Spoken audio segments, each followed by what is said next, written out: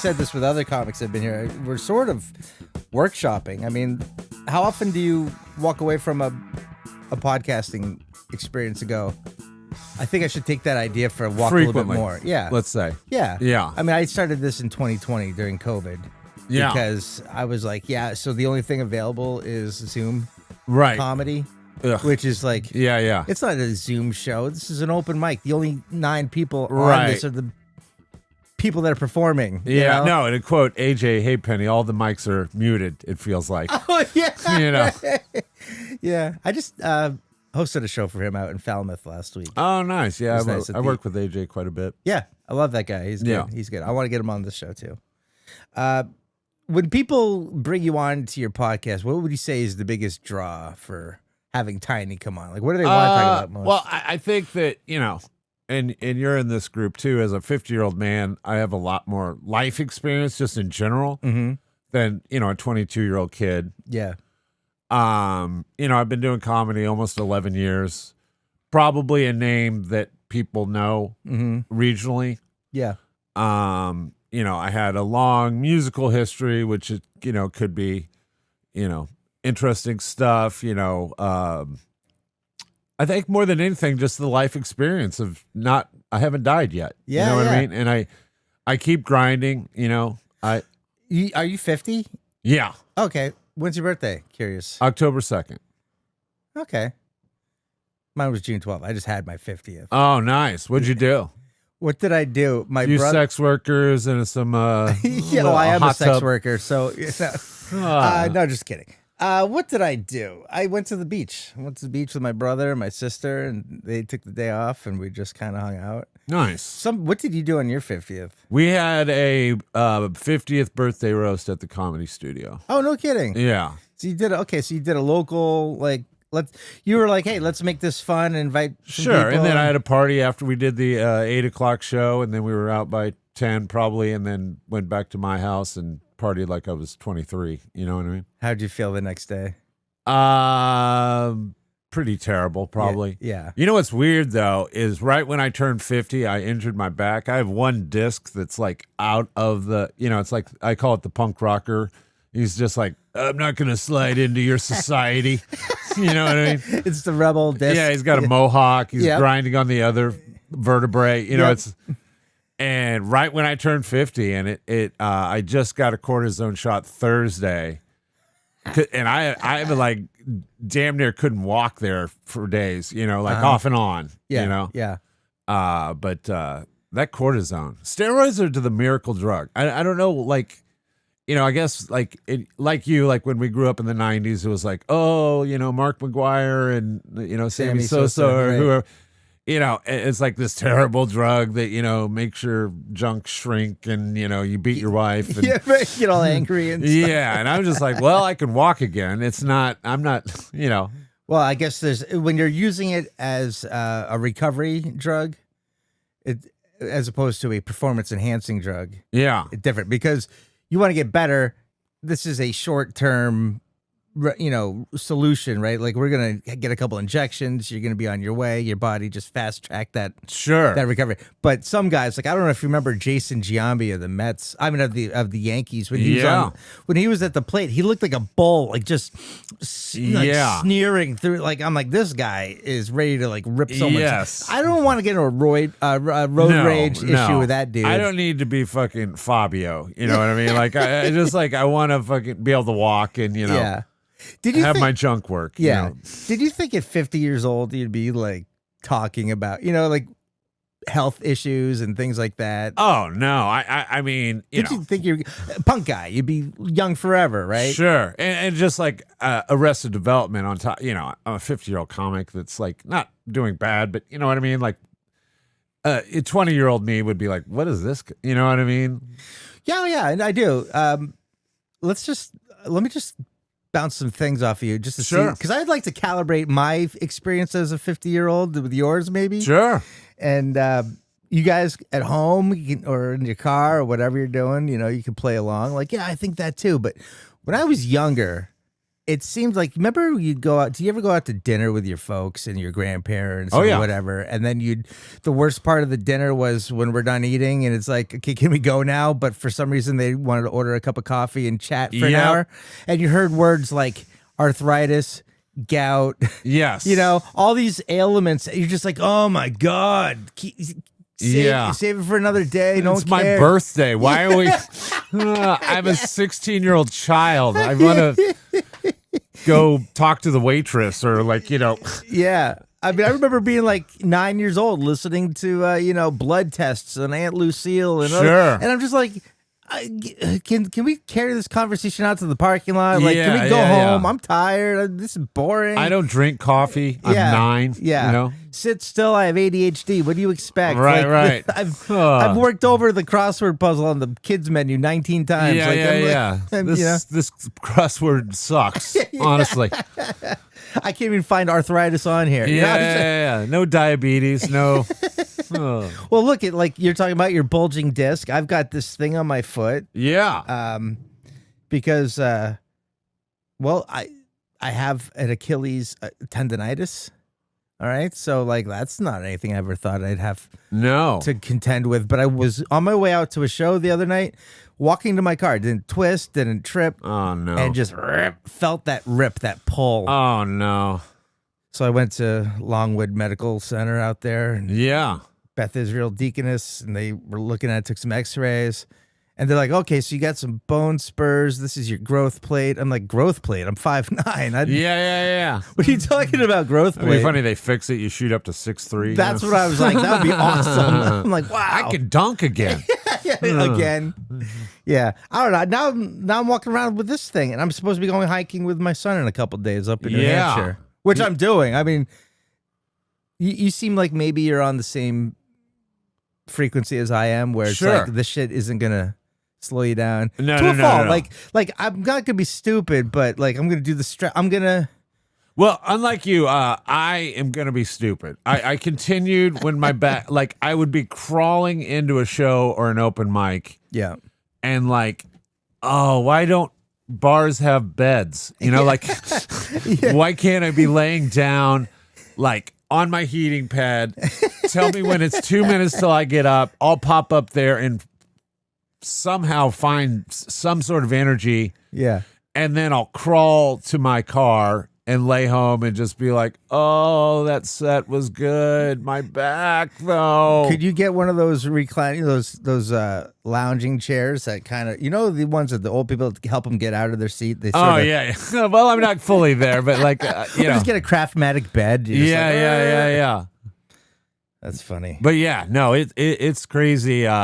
Because my mom used to always say that I don't feel my age. I always, and I do. I feel mentally, you're speaking. Yeah. I feel 32 or 29 even. And some of that is when you're ensconced in a youthful culture, which we are in comedy. There's obviously Route 1 comedy. It gets a little older. RFWs, that kind of thing. It'd be an older crowd. Sure.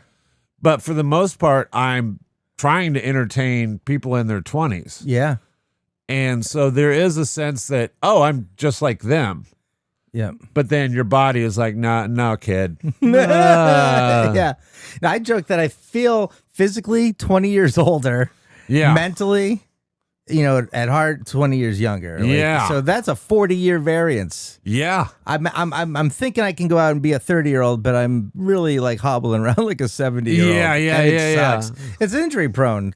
Time No question. right now. So hence the boot. But that's funny. So you like to perform to younger audiences, or you find yourself doing that? Is that because you live in the city? Yeah, I think it's availability and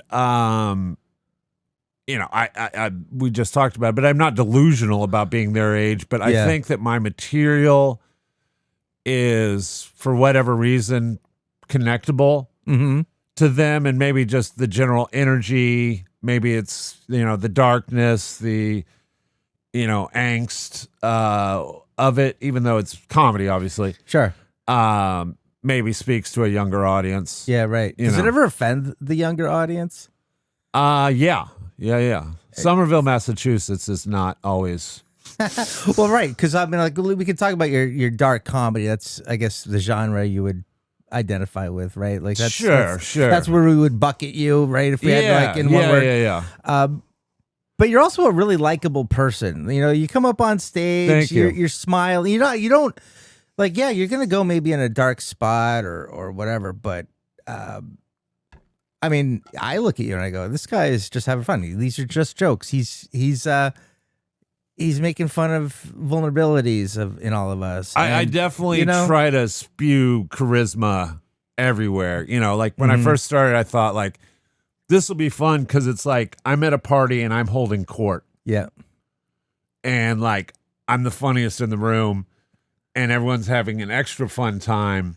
You know, it's like obviously a narcissistic thing, but like also I kind of look at it as I want to bring fun to everyone. Yeah. You know? Yeah. But yeah. Narcissism is one way to put it. I mean, if you want to be like hard on yourself, but you're giving. You ever think, I think about it too. I mean, look at me. Like, I feel like a narcissist. This is my basement. I built a studio. Yeah, no, I got a spotlight. I got a camera. I don't think Cher has a studio this narcissistic. I know, right? I mean, look at this. It's like, I know what I'll do. I'll get a neon sign for myself. Yeah.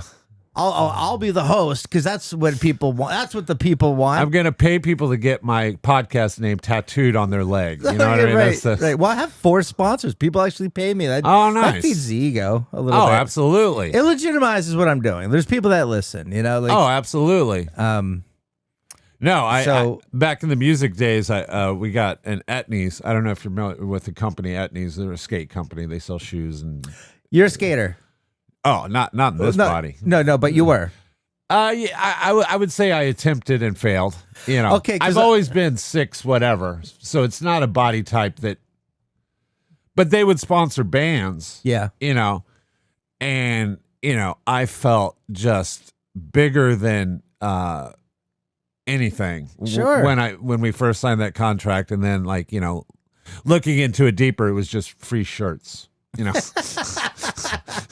That they were like, hey, next time you're playing at the Paradise, if you could put these on. Yeah. Well, then let's talk about the okay, so we got the comedy, which you're doing now, but you're in a punk rock band. I was. I made a significant just switch over. And a lot of it was what you were talking about before. It's like, if I want to do a gig tonight, say I get a call right now,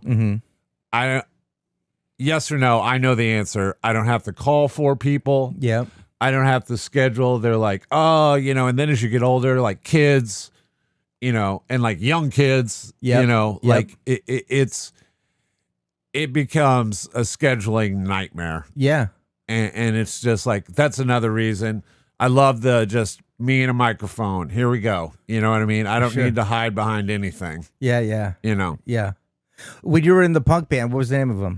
The Thickness was the one that probably did the most. Okay, The Thickness. And what was your role in that? I sang and I didn't write every song, but like a strong contributor to the songs, and a lot of them were my birth child that the band evolved. Did you play any instrument as well? Yeah. Well, I went to Berkeley to play drums. Ooh, nice. And I raised in church, believe it or not. And so when you're raised in church, you're singing and playing music at like 5. Yep. So I had like a significant leg up in that sense, is like I wasn't embarrassed to play in front of people. I was, confident, Berkeley definitely crushed that. 'Cause like, you're like, everyone is the best from where they're from. Sure. And then you're like, well, I kind of want to be the best, and I'm not. I don't like this. But just getting into Berkeley should have pumped your tires, right? Oh, yeah. I mean, no question. I mean, you get into Berkeley, that's a credit right there. I mean, other than it's other than Juilliard, it's the best non-classical school in the country. Sure. I would guess. Yeah, I can't think of anything else. Yeah. When you were in the church, the Catholic church, I take it? No, this is Southern. I'm from Arkansas. Are you really? Yeah. You're from Arkansas. Yeah. See, this is why I'm a good podcast guest. You see all these layers? I'm like a fucking onion over here. I did see that in the. I did a little recon on you. Sure. I did a. What the Chat GPT? Hey. Know? But it says like, New England Road comic, regular perform in Maine, New Hampshire, Rhode Island, Connecticut, but also Pennsylvania and Arkansas. Yeah. So I was gonna get to the Pennsylvania is still the Northeast. Sure. But Arkansas, that's off the beaten path compared to here. But my mom is there, my son is there. Mm-hmm. My son's 25 now, so he doesn't have time for dad. But yeah. He's got other things to do. Yeah. My sister lives down there. I have significantly older siblings, so my sister has her kids are like in their 30s, and now they're married and have kids. So it's like big family, and I can just go down there, hang out with the whole fam, get that time in, yeah, and then I'll just grab a gig or two while I'm down there. Oh, nice. Yeah, and the shows have been pretty great, just in general. Sure. Well, when you're growing up in Arkansas, I assumed Catholic because we're up here in the Northeast and the Boston. Sure. So what are we, Baptists? Yeah. Yeah. Okay. Yeah. So now when I think of Baptist, I think of like black choir singing and clapping. Is that there is like a gospel, right? Yeah. And you were the drummer. Yeah. That's awesome. Yeah. That's good. It's funny that you go like, did you kind of hold it in, or were you just like a little too eccentric? I mean, I could see you just like going on like Animal from the Muppets, just like just. Well, I wanted to be musical, certainly, but yeah. You can pick your spots, just like with anything. You know what I mean? Like, come on, Father, or whatever you call the pastor. Can I just get one solo? Right. I got a 3-minute drum solo that's really going to make you feel God. You know what I mean? You're really going to be touching the Holy Ghost with this one, you know what I mean? Oh. Do you still have a drum set? I do. Nice. I do. How often do you get to? Never. Yeah. It became, since I did it for so long, my music career was like 20 years long. Sure. And it was just became so frustrating at the end. I didn't even want to listen to music. And that was 11 years ago, and so it's probably only been listening to music, just even listening to music, for 5 years, because it was such a sore subject, or like a burnout thing. Burnout sounds like I was going to say something significant has to happen there for you to transition from this is my love, this is my life, to sure. I just don't. I need a break. Like you cut ties. Yeah, and maybe I'll come back to it someday. You know. What do you like to listen to? I like a lot of the stuff that was from my youth. It's so funny because my brother is also much older than me, and he'd be, in the 90s driving around listening to Styx, and I'd be like, Nirvana just put a new album out, man. Grunge, dude. But it's like the same thing. It's like I listen to like late 90s, early 2000s, like Warped Tour bands. Yeah. Because like that was my scene, and like the memories and like the shows and the people I met, getting drunk, going to parties, being social, good times. Sure. Yeah. Yeah, like I went to Lollapalooza when I was, 93 maybe, I guess. Yeah. Well, you were a 17-year-old kid, or 16? Yeah, exactly. Wow. Yeah, I graduated high school in 94. Same. Yep. You graduated in Arkansas. Yeah. At Perez Martial Arts, we're not just about teaching kicks and punches. We're building confidence, discipline, and respect that lasts a lifetime. If your child needs more focus in the classroom, more confidence on the playground, or you're an adult looking for a workout with real purpose, there's a place for you here on the mat. Led by Sensei Rolando Perez, every class combines expert instruction with an encouraging environment where students are challenged to become the best version of themselves. Perez Martial Arts helps students become stronger physically, mentally, and emotionally. For class information and schedules, visit PerezMartialArts.com. You came up here because of your acceptance to Berkeley. Yeah, well, I was playing in a band right after high school, And we were like a ska punk third generation bands. Like we played with bands like Less Than Jake, Real Big Fish. Yeah. You know, and then that band finished, and it was kind of like decision day of like, do I want more music, or like, should I get a big boy job? Should I go to college? Because I hadn't gone to college yet. Yeah. And I was teaching drums at this local music store, and this guy, Dave, who was just like the regional drummer, who became a buddy of mine, and he had went to Berkeley. Oh. And said, hey, like, if you were thinking about Berkeley, it's obviously the best. I would put in a good word for you. I've seen you play 1,000 times. You're a good player. You'd get in. Yeah. And I was like, California. Yeah, right. And then I realized Berkeley was a Boston thing. Yeah. And, I applied and got in. And it's, certainly that acceptance letter was like a, holy shit. How old were you at that time? 24. Okay, so you had like 4 years, about 4 years, 6 years. 6 years, yeah. 6 years of, okay. Did you have to audition? I had an audition tape. Oh, okay. Yeah. So you sent it to them and they were like, yeah, and I had, that band that I was talking about had put out 2 records. Yeah. And I had played on a lot of like other people's albums and whatever, nothing of significance, but I had like a catalog already. Yeah. Which certainly didn't hurt, Sure. Yeah. Like it shows that people are tapping you for the role. Like, we need a drummer. I mean, I feel like that's kind of like the heart and soul of a band, right? Oh, You're no keeping question. time. I mean, if you have a shitty drummer, everyone's going to be a little bit off, right? No, it's Don't you not need good. That? And I actually, my second semester, my dorm, next door, single dorm was Eric Andre, the Yeah. I don't know if you. Oh, of course. Yeah. No kidding. Yeah. You keep in touch with that guy? I did for a long time. Yeah. I didn't know he went to Berkeley. Yeah. I did for a long time, and then because we were like legitimate friends. Yeah. And then time passes, and Oh, yeah. I heard about he had put out that movie. I can't even remember its name, but like it would have been a theatrical release, and then quarantine happened. Yeah. Netflix put it out, and I just wanted to reach out and be like, "Hey, buddy, I know we haven't talked in a while. Sorry about quarantine crap."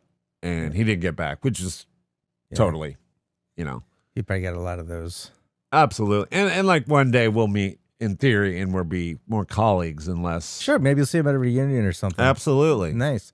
So you grew up in the South and you're up here.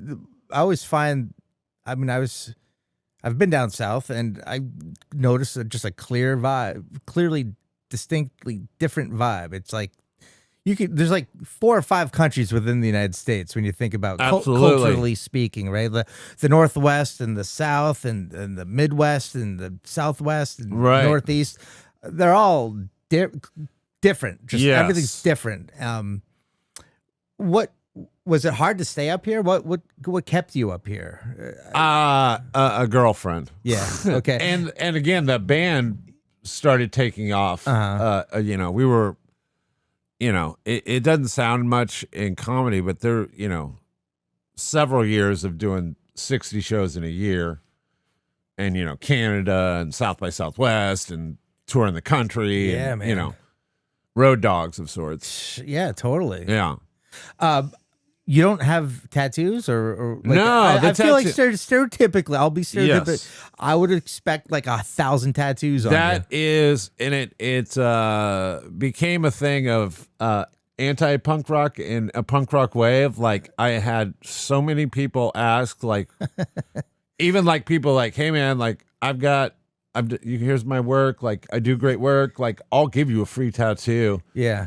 And just like, they see the blank canvas. They're like, I want to tat that up. Yeah, I'm gonna tattoo all over the stretch marks. It'll be a good look for his lady. You know what I mean?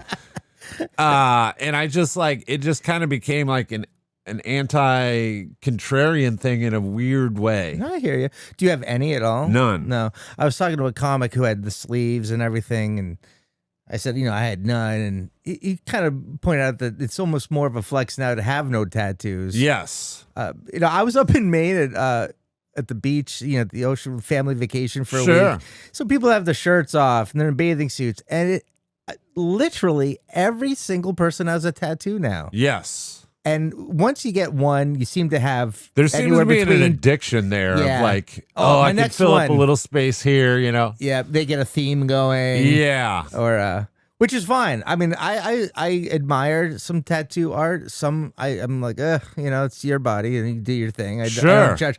But then there's like the ones that just make me scratch my head, where it's just like the random. I swear to God, you just picked it off the wall and spun a wheel, and it says left arm. Like. Well, there was literally a place, I can't remember the name, Austin, Texas, where you could go and spin a wheel of art. Yeah. And you would get it like 80% off or something. Okay. And they would put it on you. But it was just like from this wheel. Oh, so it was kind of like a game. Yeah. That was for the indecisive person who's like, I just want something. I wanted to sit in there and just watch, like, or like I'd love to get a backstory, like 3 months later. Like, are you still happy about that Tweety Bird tattoo? How does that feel now? You know what I mean? Yeah. Some kind of like Looney Tune. Yeah. I mean, I like Bob Marley just as much as anyone else, I guess. But in college, one of my buddies got a tattoo, filled up his whole calf with just Bob Marley's face. Yeah. I'm like, I don't like him that much. I don't need to carry him around. It's not like I identify with the Rastafarian lifestyle or, all I listen to is reggae. I live and die by the like beat. a young, impulsive move that like 30 years later, you're like, yep. I told the kid, I was like, dude, you're going to regret that maybe by next semester. Can you imagine like a first date? And the girl's like, what's your favorite song? And you're like, okay. I just bought Legends off of Columbia House for a penny, and I kind of got hooked on it for a summer, and then the rest is history. Then you go and spend $1,000 on a tattoo. Yeah, you're a rich 20-year-old. Yeah, that's the other thing. They're so expensive. Yeah, I look at the collections on people. I'm like, wow, that's about $4,000 of artwork. No, it's crazy. And this guy looks like he's homeless sometimes. Yeah, like that's what I don't appreciate is when I see that discrepancy. Wow, this. I think the priorities are off a little bit. Yeah, I guess I was just like, did you ever watch Lost? A little bit. I was kind of... Okay, there's a famous character, John Locke, what's one of the 5 important people, and he has a line, don't tell me what I can or cannot do. And it was before that in the timeline, but that was my attitude of like, you're not going to tell me what to do to my body. Yeah. You know what I mean? Yeah. Interesting. So you have no tattoos at all? None. Good for you. Yeah.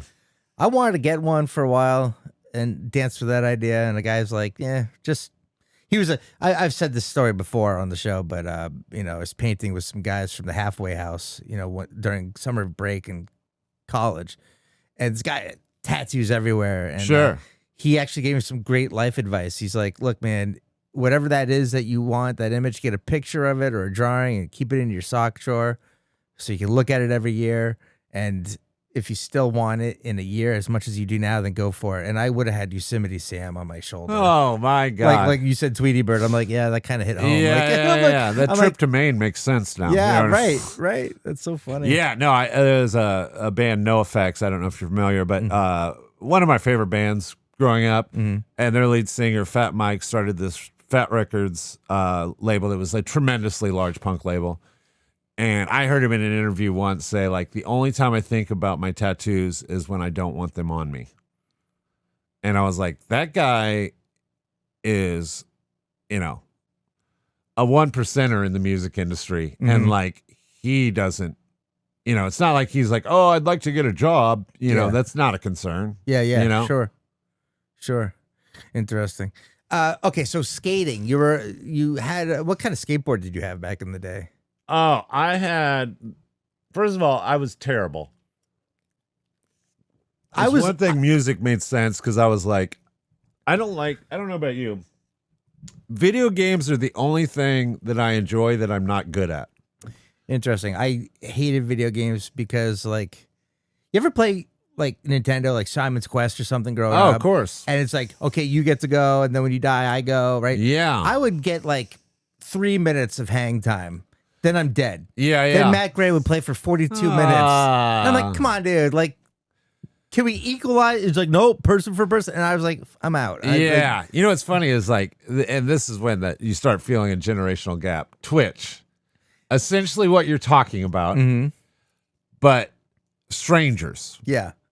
And you're not hanging out with them. You're just watching them for hours. Yeah. You know, it's like one of those things where I start to be like, okay, People like to watch video games. it's very odd to me. Yeah, because when I wasn't playing and I was watching, I wasn't watching with like, ooh, this is fun. Ooh, I like what you did there. Great technique, nice approach. Sure. You know, I was like, dude, would you just die so I can play? This is fucking boring. My mom's gonna be home soon. I guess I gotta do chores. Homework. Yeah. Dude. Yeah, that's funny. One time in college, were you ever into the sport games like in college, FIFA 95? Oh yeah, no, I was big and still am. I play Madden and 2K all the time. Yeah, did you ever do like NHL 95? Oh yeah. Okay, Oh, yeah. So college, you're playing NHL 95. I remember the Detroit Red Wings was like the ultimate team, Yes, right? unstoppable. Unstoppable. And this guy, Bill, on our floor his record, I mean, he was not an A student by any means. No. Because he's a hell of an NHL 95 player. Boy, yeah, he was like 93-0. Wow. Right? And I was like so sick of this guy talking shit and just Sure. winning and all that stuff. So I watched him punch his code in, and I was like, okay, got it. I got his code. And then he actually went to class for a couple hours one day. And I'm like, guys, I'm going to play Bill's. And I'm going to lose. Like, let's bury the. So I give up a goal, and then we just let the game play out. Sure, right? sure. And then we come back. I'm like, okay, the game's over. Great. 1-0. And, he'd come back and we're like, hey, who wants to play some? We'd set it up. He's like, 93-8. What the fuck? It's like all bullshit. Nothing was so satisfying. You know, I feel like I won that game. Yeah. You know, and his anger was certainly a satisfying thing. You know, like how pathetic are you, man? Like Yeah. this is a video game. You can't even really skate. Like, where did you go to college? I went to Keene State College. Is that New Hampshire? Undergrad, yeah. And then we're just grad school. Leslie You University. got a house like this. You didn't miss grad school. I'm guessing. This is the type of place I'm going to get when I move out of my mom's house. By the way, yeah, that's gonna be a nice. It's going to be a significant upgrade. It's gonna be just a natural transition. Yeah, right? It's like mom's. Very easy. No, I can't take all the credit. I despite going to grad school in Cambridge, which sounds really nice. Like, Sure. I went to grad school in Cambridge. Yeah. Bunker Harvard. Hill's in grad. Yeah. No, that's Charlestown. No. Yeah. No, I married up. This is. Oh, nice. Yeah, this is all my wife's doing. Oh yeah. My wife funded the podcast studio. Well, shout out your wife. Shout out to Leslie. Thank you. Oh, you went to a school named Leslie. Is that funny? And you married a Leslie. Yeah, I was. How do you feel about the early Naked Gun movies? Is there a Leslie Nielsen? I love Leslie Nielsen's the best. Dude, how good was that remake that came out recently? I didn't see it. Oh, you got to see it. It's on Paramount Plus right now. So I didn't see it because I was afraid of the franchise taking a hit. You know what I mean? I was very trepidatious and skeptical, and it squashed both those things. Okay, so you recommend it? Highly. Great. Yeah. Then I will watch it. You should. And I will get back to you. I'll be like, hey, man. Yeah. Tiny, thanks for the nudge. Hey, quick note. I wasn't recording the podcast, but Naked Gun was great. Yeah. All right. Yeah. Can you come in and talk about it? Yeah. Can you be here at 8 a.m. tomorrow morning? Yeah. Because I still got to make it. Speaking of like continuing, the franchise or whatever, I'm going to take another assumption here. Sure. You are excited for Spaceballs 2. Again, trepidatious, skeptical. Mel Brooks, one of the greatest writers of all time. Sure. No question. Sure. 99-year-old. You know, I don't know how old he is, but like, you know what I mean? It's like, Yeah, well, I guess Josh Gad did most of the writing, okay. which is interesting, but also kind of like the fact that Mel Brooks signed off, endorsed it, produced it, Sure. acts in it, he's got his hands in it, suggests that that's the ultimate approval. And Yes. if Mel Brooks can go, I'm signing off on this, Yeah. let's do it. And Rick Moranis is at Comic-Con talking about, Sure. his upcoming role. And People are like, who are you? Where are your kids? Your wife's dead, sir. Don't you live in Canada now? I'm tired.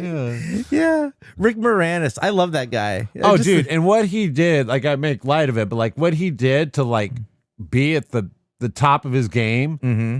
And I can't remember exactly what happened, but he had to help with his own kids, with his wife went through something, or like maybe passed away or got sick, whatever. Sure. But just like became a family man. And, now the kids are grown up, and like, I guess he's going The to. ones that he shrunk? Yeah. They actually got eaten by a grasshopper. So Yeah, right. it all worked out. What did I hear about? Oh, when he was on Second City, we talk about, great comedy and influences. I read this. Maybe you know this. He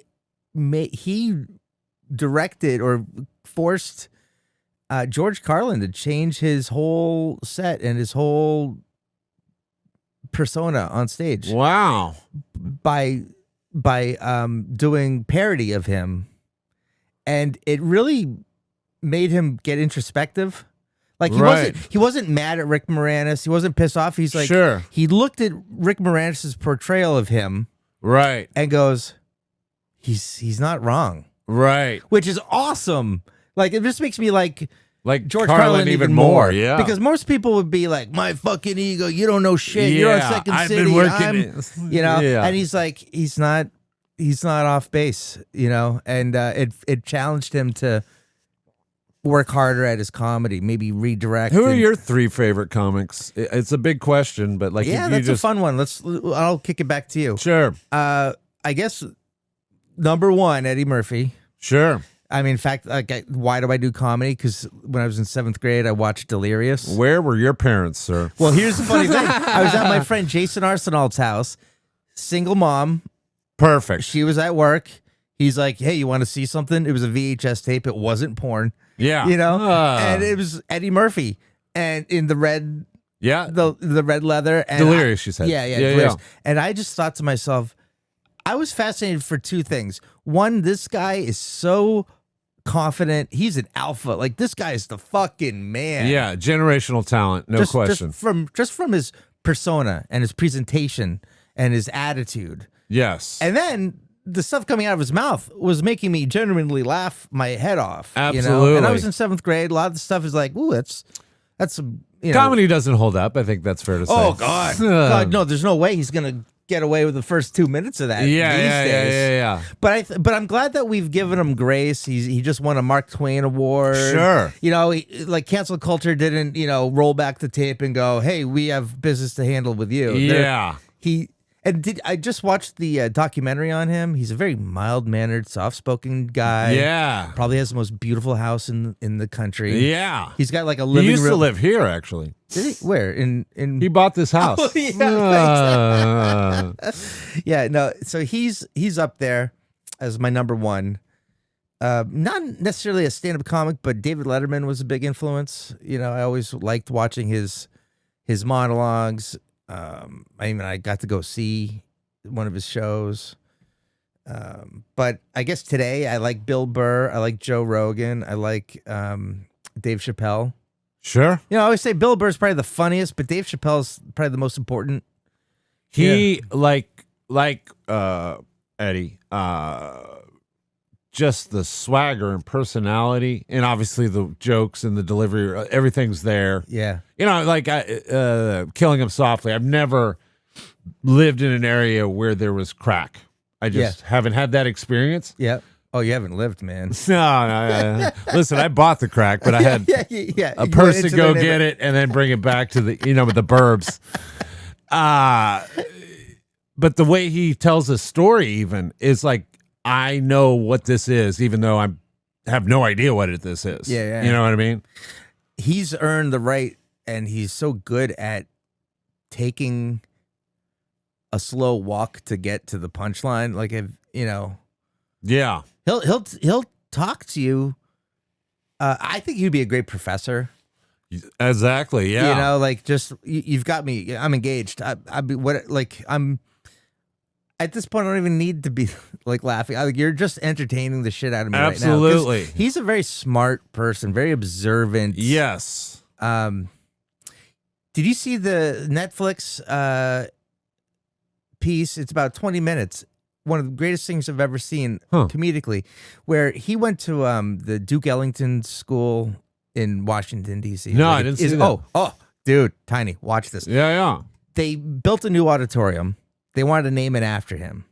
After Chappelle. Yeah, after Chappelle. Oh, wow. So at the naming ceremony, like in that auditorium, he's on stage with this easel with a shroud over it, because he's going to reveal the name of it. Sure. He spends 25 minutes talking about the woke culture, more the cancel culture. And, Sure. And the dangers of stifling free speech. And he's just doing it in such a, he's putting on a masterclass. Totally. On here's my supporting arguments and this is my argument I'm having.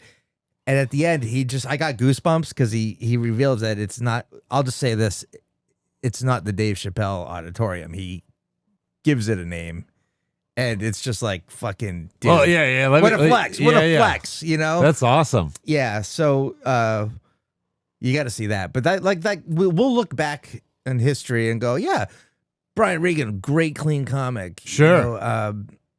Bill Burr, great angry guy, Sure. like venting and sharing the angst that, we all had. Well, 50-something-year-old white guys. Yeah. Who are told to just bottle it in, shut the fuck up, deal with it, But we'll look at like Dave Chappelle as the guy that stayed the court, like kind of helped comedy stay on track, because I think a lot of people were abdicating. A lot of people were...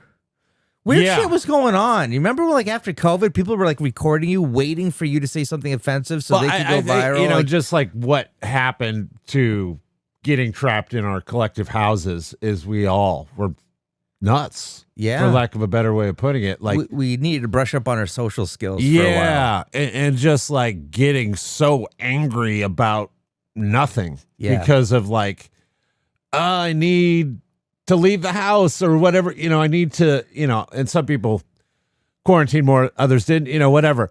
But just like, I'm sick of wearing this mask or, whatever it was, like, that it fucked me up, certainly, Well, yeah. And then, so maybe were you suggesting that people would go out to the comedy show and deflect their angst on something? Yes. It's kind of like when you had a roommate and you got a strong suspicion he's sleeping with your girlfriend, but you don't address it. But you snap when he leaves his dishes in the sink. Yeah. You don't care about the dishes. You're pretty you're sure mad at he's banging your girlfriend. And while I'm in the house, that just feels rude. Yeah. Show some decorum, my friend. Yeah, Caleb. Oh. I had a girlfriend that cheated on me with a guy named Spencer. Oh, that's not to be a one-upper. I'm glad you didn't kill yourself, but I would have understood if you had. Like that's tough stuff. Yeah, it was bad. I mean, she was pretty, so like it was only a matter of time. I mean, like guys would hit on her right in front of me. Like again, if you were paying attention, I'm only 5'9". Like I wasn't really much of that. Yeah. Wasn't much I could do. Like I'm like, hey, don't stop it. I'm right here. You're doing it in my bed while I'm laying here. Yeah, guys, come on. That's funny. Who are your top three? Number one with the bullet is Norm Macdonald. All right. Much respect. I feel like I stole or borrowed whatever, like his ability to just slow down and like be okay with it. Mm-hmm. And a little bit of like, you know what, if this audience doesn't like me, F them. Yeah. I'm not going to delineate from what I do well because that's not going to work either. Yep. And I believe in this. Yeah. You know, and just his Mirandering styles. Yeah. Is, you know. Well, like I was saying earlier with Dave Chappelle, takes a while to get to the finish line, but he's kind of making you think. Whereas Norm Macdonald, he's got this absurdity element to him, which is the hook, I think. As the absolutely, listener. absolutely. So I wouldn't say you stole. You're just influenced. You're like, I like that. I like that style. I think I can run with it. And I'm having fun. A Southern guy, like it makes. It probably would have happened anyway, but like I saw it and made like a note of like, okay, this is like significantly a thing you should do and should do. It's my pace. Yeah. Is that what your comment was about being Southern? Yeah. That slower. Mm-hmm. That slower talk. Okay, so Norm Macdonald, awesome. R.I.P. Norm. Who else? Earthquake. Didn't see that one coming. I don't think that's on anyone's Mount Rushmore, if you will. He should be. So sell it. Well, first of all, like one of my biggest overall influences was BET comedy jams back in the day, just because like what I had access to. Okay. And people like Bruce and Chris Rock, obviously. The bigger names, and he was just one that even before doing comedy, I was like, I want to see all his specials when they come out. Yep. It's like must-see TV to me. Yeah. His and Rock has this too, but like his confident left to right walking is something I did for a long time. I don't do it as much anymore because my back hurts. But you stand right up the mic. Yeah, because it's almost, to me, it's even more norm to do that because I'm not going to distract you and I'm not going to let you off the hook. Mm-hmm. And that sounds like caustic maybe, but it's effective. I really believe. Okay. And then, honestly, it's weird to say because he's a good friend of mine. The third person, Casey Crawford. I don't know if you. Oh yeah, yeah.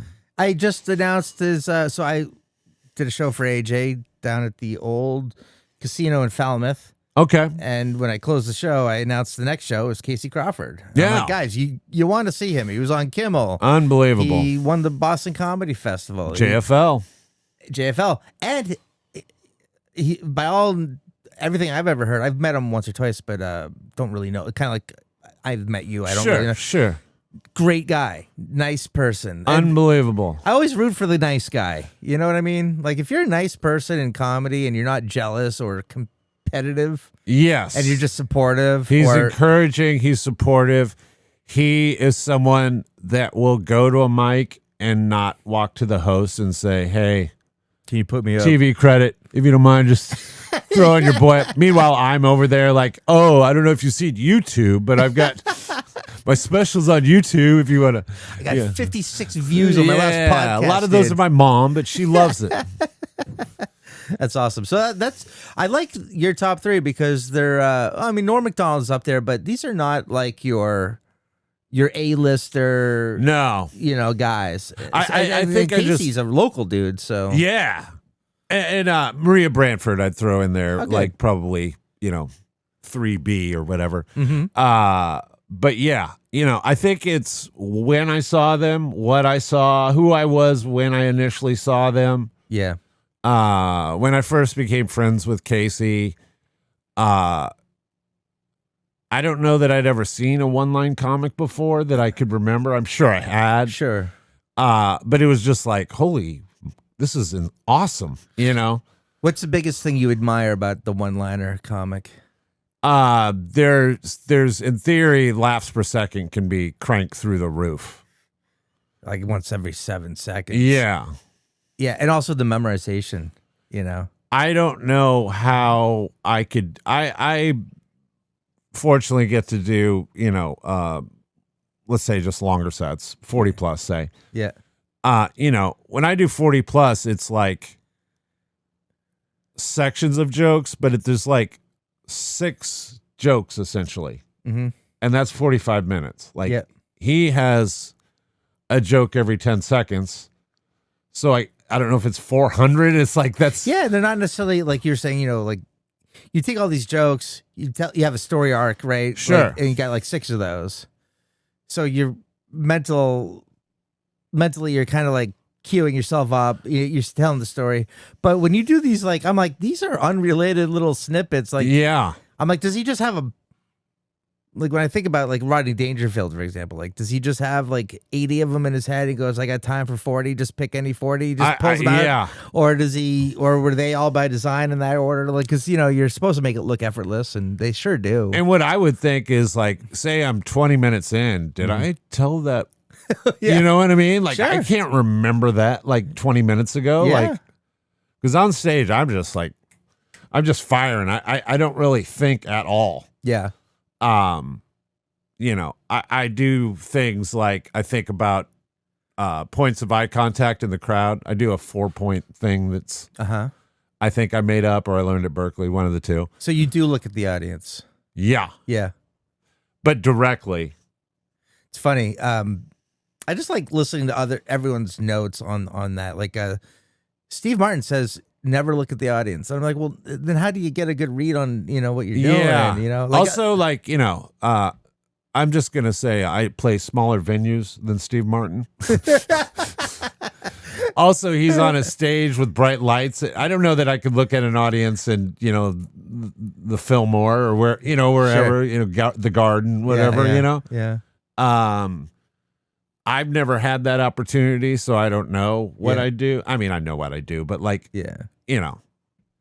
think it significantly changes when you're playing to 50 people versus 5,000 or whatever he's doing. Yeah. Let's talk about how because earlier you said you don't care. You like that Norm Macdonald attitude of like, if you don't like it, that's that's on you. That's on my thing. What do you do when people are not necessarily receptive to your comedy and they're giving off that vibe? Do you lean into it, challenge them? Do you just brush them off? I mean, what's your take? A lot of times I have like a lot of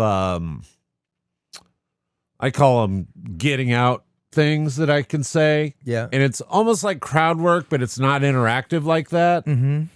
And, also sometimes if it's not going well, I see a guy doing this. Yeah. I will say like, unclench your arms, please. Oh yeah, you'll say that? Because it's just like, that's someone that's not, even giving the body language of possible acceptance. Yeah. You know what I mean? Yeah. And what's their reaction to that? That must catch them off guard. Like, this guy's calling me out for bad body language. When does that happen? Right. I paid to be here. I'll do what I want. Yeah. No, and that's probably should be my attitude. But no, I think that, I've done this enough times. It's like, I know what that like can do to a room, strangely even. Mm-hmm. And again, we're not talking about 5,000. We're talking about 50. Yeah. And maybe that's why it has so much power. But like, and it could be, something like that's self-loathing. This isn't a joke, but like, say, I wouldn't say this, but say, I sometimes I pee on my nuts because, my penis is so small. This guy gets it. And if he's like this, yeah. And then I might follow it up with, and that's why he has to cross his arms. Or like, something like that where it's like, and I'm just improvising that right now, so it's not good, but like that type of good. Thank you. Yeah. That type of, you know what I mean? Yeah. Where I'm pulling people into the tent and or not that I want to walk people, but like I did walk people the other day actually on purpose. But I'm trying to book shows, so let's say that didn't happen. Like you walked them like they walked out on you. Yeah. And you did that on purpose? Uh-huh. But you don't want to talk about it? Fuck it. I'm not going to get booked anyway. Here we go. Love it. Like, you will get booked, and people will admire that you have stage command. I do. It's your time. It's your stage time. And okay, so let's hear it. So, it was a 4-top, and what's unfortunate to me about walking them is like they're just old birds, like they want to have a drink with their friend and talk about their grandkids or their medical issues. Sure. And then here's lumbering Tiny. Hey now, like I'm screaming at him, Uh-huh. And I did a joke about how I hate button-fly jeans because when you're a drunk alcoholic diabetic, there's 3 times a week where you're like, oh no. And then I say, my penis is normal size, but my piss hole is enormous. And then I pointed to them and I was like, this table gets it. Yeah. You ever have a sneeze, lady, and a little... And at that point, I was like, I pushed him just enough where it's not like I'm... Yeah. But I'm like, okay, this is what you're going to get. Yeah. You're welcome to stay. Yeah, sure. But also, And then they were kind enough to not... It was a genie. They walked around and left. And then they shut the door. And I was like, yeah, it is time for prune juice. And then I said, thank you for being a friend. Yeah, right. Anyway, it was like, I fucked it up. But like, it was, one of those moments where I like kind of made a decision. I wasn't going to be mean about it. Yeah. But also like, there's other sections you could sit in. You're like 3 feet from the stage. Like, I'm not going to really super duper hurt your feelings, but like I'm going to push it just a little bit so you know what you're getting into. Yeah, and let them know that this is your space and your time for these people, and either be one of these people or take your sideshow conversation somewhere even else. to the other area where it's not right in front of me. Yeah. Sometimes I see that going on and I'm like, usually it's oblivion. I don't think there's malicious intent. I think they're just socially... They have no idea. They're unaware that they're a distraction, that there's a thing going on that's, Yeah. And it's, it blows my mind though. I mean, it doesn't make an excuse for it. It's like, how can you be so like aloof? Yeah. No, I get it. No, I was playing a show in, at the, where I first learned my lesson about being too rough with the crowd. Okay. Yeah. I was playing the Ruby Room in Manchester. I think it's called the Ruby Room, New Hampshire. Yeah, and thin crowd, and there was 2 girls that like were watching TikTok in the front row, so loud that the mic was picking it up. And when I tell you, I was like, this was me bringing it back. I just like screamed, STFU. Yeah. And the whole audience was like, "Oh, hey, easy." And I lost him for the rest of the set. So I was like, yeah, because it was like, dude, you're an older dude and you're yelling at a 22-year-old girl. And granted, she's fucking being obtuse, but better way to handle it. And it was a good lesson. You know, I bombed the set hard. Okay. I don't know that they've had me back. I'll be sending you avails tomorrow, though. Don't you worry. He's coming to Ruby Room. Yeah. Well, that's great. Let's wrap it up with sure. You got a weekly show that you do called monthly. Sure. See, I did my homework. Called Kill Tiny. Yeah. Where you're on a panel of comics who give up and comers 1 minute. Where'd you come up with this concept? What's the differentiator? I'll tell you what happened. And a lot of people, this is kind of a Mythbuster situation that we're breaking here. Good. There's this guy, Tony, Heathcliff. Yeah. Heathcliff something. Yeah. That dude has a time machine. Yeah. Okay. He stole your stuff. What a dick. I've always hated him. No. Kicking bread out of my mouth. Yeah, come man. on, Tony. Or God, what? You could have been friends with Joe Rogan. Yeah, exactly. What's the differentiator between Kill Tiny and Kill Tony? I am not a Trump supporter. Okay. You look like one. I thought you were MAGA all the way. There's MAGA on the back of this. Actually, I got a MAGA tattoo. Yeah, tramp stamp. Yep. I saw that when you came in. Come on me like he's come all over our country. All right, here we go. I would say that what I want to do is give the person performing a chance to be funny in a different way than their set. Oh, okay. I'm propping them up. Yep. The situations where I would tear into someone or, roast them, if you will, which is kind of what Tony seems to do a lot more. Yep. Would be if I hear something. If it's one of these, it better be fucking funny. Yeah. If it's racist, transphobic, I'm not putting garters on anyone. Yeah. But just know when you're walking, that's a thin tightrope, and you better murder it, because if you don't, I'm going to have something to say about it, you know? Yeah. And, that's kind of, unfortunately, what happens is when people start, they go for that shock value. They don't know the difference between a punchline and shock value. Yeah. And it's like, I'll put a stop to that, at least in that venue at that time. Yeah. But again, what I want to see is, you told a joke about your girlfriend. Where did you guys meet? Say something like that that's maybe not even funny, but like intriguing. Yep. This is conversation after their 1 minute. Yes. Okay. So you're digging deeper, challenging them to explore more. Right. Okay. Or it's like, there was a bachelor party that came last time. Oh.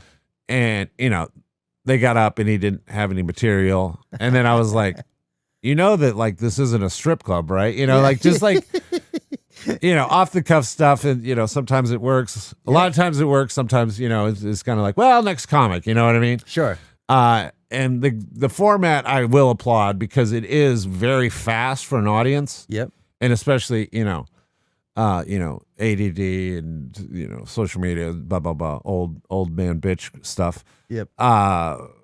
It's very fast. Yeah. Good. Keep it moving. Yeah. Yep. Awesome. All right. Well, let's wrap it up. Do you have anything you want to plug? You want to promote? Yeah. What's coming up? I have a new special written, and it's not recorded or anything I can promote yet, but my old special, The Spoons, Tiny the Spoons on YouTube. Nice. We just hit over 3,000 plays. Good for you. Which is a lot unless you look at any other YouTube video. You got to start somewhere. Everyone gets, and you never know when something's just going to take off. I will say, like, views aside, it's a 3-camera shoot. Is beautiful. Nice. Nicely done. Great audience. I was bringing it. Yeah. Good times. Where'd you record it? Midway Cafe. Oh, yes. I saw that. That's yeah. Good for you. Yeah. That's kind of like your home feel, that in comedy studio. Your places. Yeah. I feel like those two places I perform more than others. Yeah. Nice. Well, thanks for coming in, man. I appreciate you. Like, you drove 45 minutes to come out here. That's a commitment. To be in a house this nice, I would. I actually have house. Squatter's rights now, by the way. I don't know if you want to tell your wife that you've got a new roommate that's trying to have sex with your girlfriend. On that note, that's Aaron Tiny Smith, and I'm Rick Fink Jr. Thanks for having me, Rick. Yeah, really buddy. Appreciate you. Yeah, thanks for coming in, bud. We'll have you come on again. I'd love to. All right. Take care, guys. We'll see you next week. Bye.